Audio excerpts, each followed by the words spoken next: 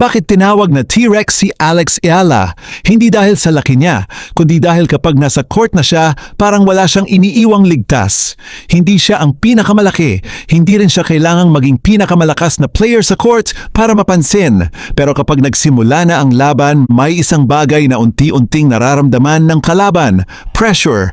Pressure sa bawat rally. Pressure sa bawat return. Pressure sa bawat pagkakataong akala mo ay kontrolado mo na ang puntos. At dito pumapasok ang bansag na T-Rex. Hindi ito tungkol sa literal na itsura ni Alex.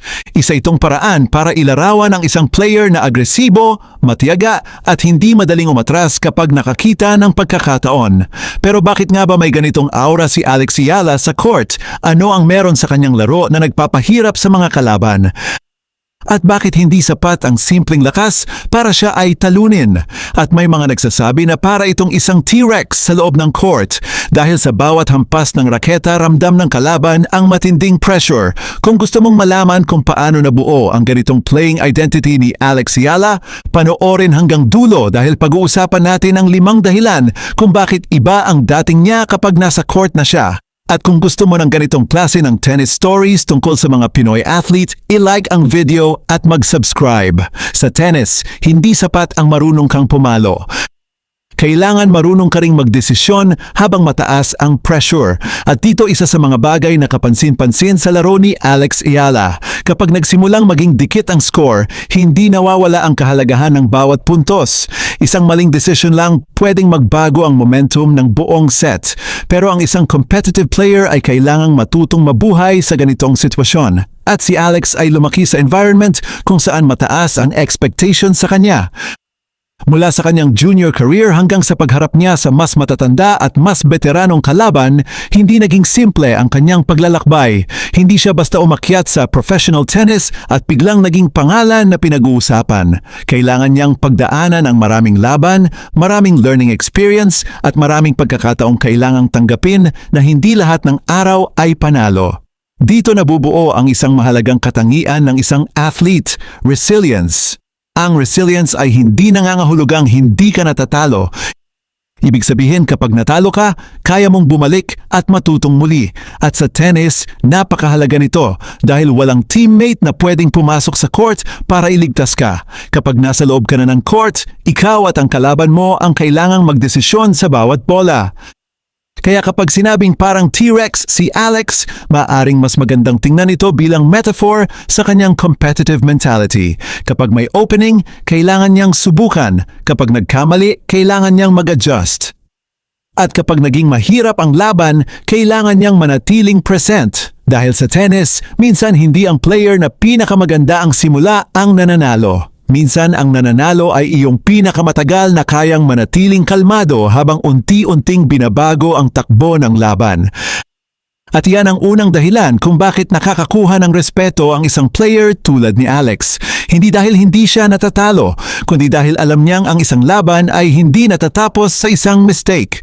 Kung may isang bagay na madaling mapansin sa modernong tennis, iyon ay ang halaga ng aggression. Pero may malaking pagkakaiba ang pumapalo ng malakas at ang marunong gumamit ng aggression. Hindi lahat ng malakas na palo ay magandang palo. Minsan kapag sobra ang aggression, mas nagiging vulnerable ang player sa errors. Kaya ang tunay na challenge ay kung paano magiging aggressive nang hindi nawawala ang control. At dito nagiging interesting ang playing style ni Alex Eala. Kapag nakakuha siya ng pagkakataon, pwede niyang gamitin ang pace at positioning para ilagay sa alanganin ang kalaban. Hindi niya kailangang hintayin na siya ang ma-pressure. Maaari rin niyang siya mismo ang magdikta ng tempo. At para sa isang kalaban, malaking problema iyon dahil kapag ikaw ang patuloy na napipilitang mag-react, nababawasan ang oras mo para mag-isip. Sa tennis, fractions of a second lang ang pagitan ng isang comfortable shot at isang defensive shot. Kapag na-pressure ka ng maayos, mapipilitan kang tumama mula sa mas mahirap na posisyon. At kapag paulit-ulit iyon, tumataas ang posibilidad ng error. Ito ang dahilan kung bakit ang aggression ay hindi lamang tungkol sa power. Ito ay tungkol sa timing, placement, anticipation at decision-making. At habang mas nagmamature ang isang player, mas nagiging mahalaga ang pag-control sa aggression. Hindi mo kailangang manalo sa bawat bola. Kailangan mo lang malaman kung alin ang bola na dapat mong habulin at alin ang bola na dapat mong pagtiyagaan. Iyan ang klase ng mindset na maaaring magpahirap sa isang kalaban. Dahil hindi mo alam kung kailan siya biglang magpapalit ng tempo, minsan mabilis, minsan mas matiyaga, minsan naghihintay, at kapag dumating ang tamang pagkakataon, saka susubukang agawin ang control ng rally. Kaya kung ikukumpara sa isang T-Rex, hindi lang dahil sa pagiging aggressive. Mas bagay sabihin na parang predator ang mentality sa loob ng metaphor, hindi kailangang habulin ang lahat, kailangan lang malaman kung kailan aatake. At sa high-level tennis, ang timing ng attack na iyon ay maaring maging napakalaking advantage. May isang maling akala tungkol sa tennis. Akala ng marami, kapag magaling kang player, kailangan meron kang isang unstoppable weapon, isang serve na hindi maibabalik. Isang forehand na laging panalo, isang backhand na halos walang error, pero sa totoong competitive tennis, hindi palaging ganoon kasimple dahil ang kalaban mo ay nag-a-adjust din. Kung paulit-ulit mong ginagamit ang parehong strategy, darating ang punto na mababasa ka rin niya. Kaya ang isang mahusay na player ay kailangang marunong mag-adjust. At ito ang isa sa pinakamahalagang bahagi ng development ni Alex Eala. Habang umaakyat ang level ng competition, mas iba-iba ang style ng mga kalaban. May player na powerful, may player na mabilis, may player na defensive, may player na mahilig sa mahahabang rally, may player naman na gustong tapusin agad ang puntos. Hindi pwedeng pare-pareho ang approach mo sa lahat. Kailangan mong basahin ang match. Ano ang gumagana? Ano ang hindi gumagana? Saan nagkakamali ang kalaban? Saan ka naman nahihirapan? At pinakamahalaga, ano ang kailangan mong baguhin? Ang ganitong kakayahan ang naghihiwalay sa simpleng talented player at sa player na kayang mag-compete sa mas mataas na level. Dahil ang talent ay maaaring magbigay sa iyo ng advantage, pero ang adaptability ang tumutulong para mapanatili mo ang advantage na iyon. At dito nagiging mas interesting ang T-Rex comparison. Hindi dahil literal na parang dinosaur ang laro niya, kundi dahil kapag ginagamit natin ang metaphor na yon, iniisip natin ang isang player na hindi madaling matakot sa pagbabago ng sitwasyon. Kapag hindi gumana ang unang plano, kailangan ng bagong plano. Kapag hindi effective ang isang pattern, kailangan ng ibang pattern. At kapag nakita ang weakness ng kalaban, kailangan itong gamitin sa tamang oras. Tennis is chess at full speed.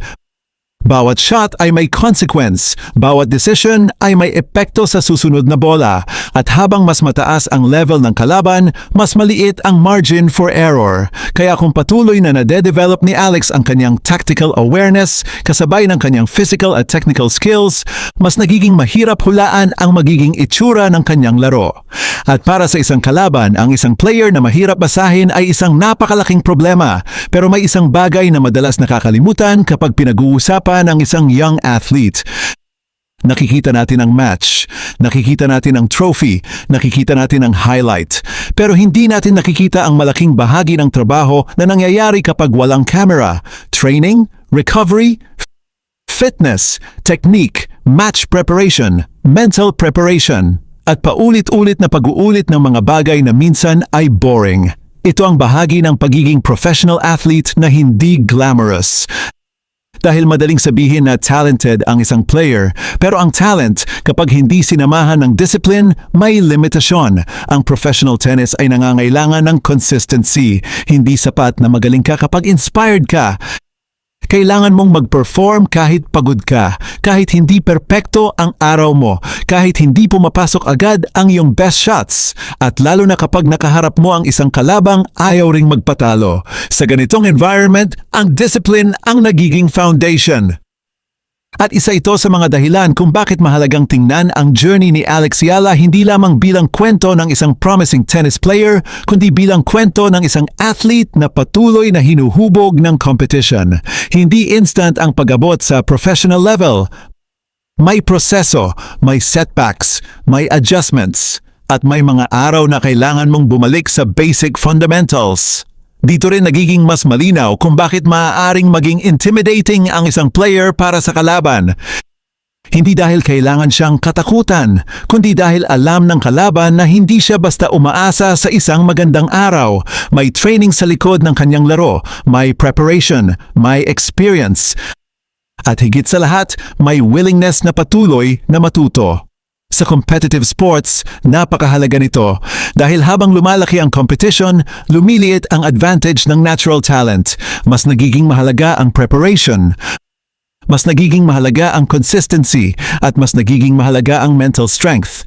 Kaya ang T-Rex image ay mas magandang intindihin bilang simbolo ng relentless competitiveness. Isang player na hindi basta nagbibigay ng puntos. Isang player na patuloy na lumalaban sa bawat rally. At isang player na alam na kahit gaano kaganda ang simula ng isang match, kailangan pa ring tapusin ang trabaho. At dito natin makikita ang mas malaking dahilan kung bakit interesting ang career ni Alex Eala. Hindi lamang dahil Pinoy siya, hindi lamang dahil may mga malalaking panalo siyang naitala, at hindi lamang dahil pinag-uusapan siya ng mga tennis fans. Ang tunay na dahilan ay simple, may potential siyang patuloy na mag-evolve. At iyon ang nakakatakot sa competitive sense para sa sinumang player na makakaharap niya sa hinaharap. Dahil ang isang player na tapos na sa kanyang development ay mas madaling paghandaan. Pero ang isang player na patuloy na natututo, ibang usapan iyon. Kung patuloy na nadadagdagan ang kanyang experience, tactical awareness, physical conditioning, at confidence, maaaring patuloy ding magbago ang paraan ng kanyang paglalaro. At iyon ang natural na proseso ng isang athlete. Hindi naman kailangang maging perfect. Hindi kailangang manalo sa bawat tournament. Hindi rin kailangang patunayan ang sarili sa bawat match. Ang mas mahalaga ay ang trajectory. Saan papunta ang laro niya? Ano ang natututunan niya sa bawat level?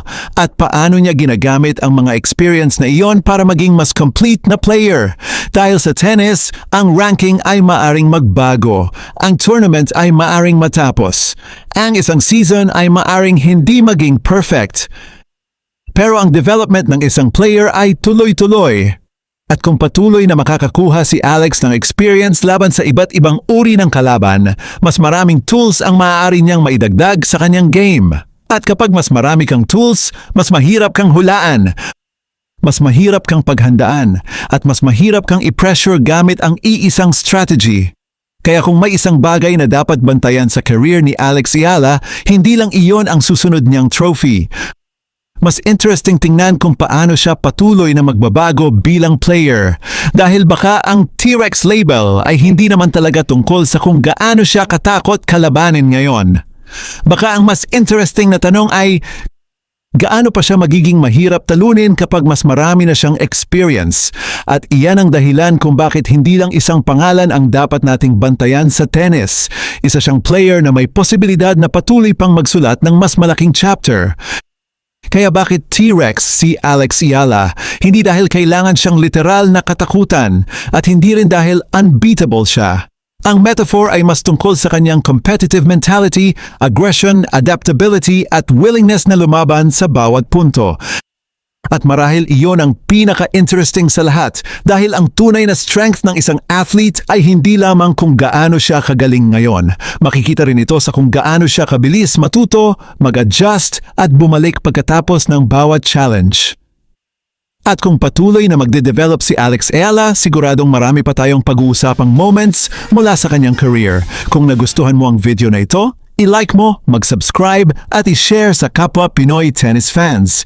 At ngayon, ikaw naman, sa tingin mo ano ang pinakamalaking strength ni Alex Eala? Ang kanyang power, consistency, mental toughness, o tactical intelligence?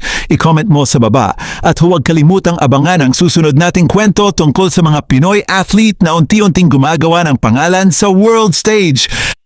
At maraming salamat sa panonood.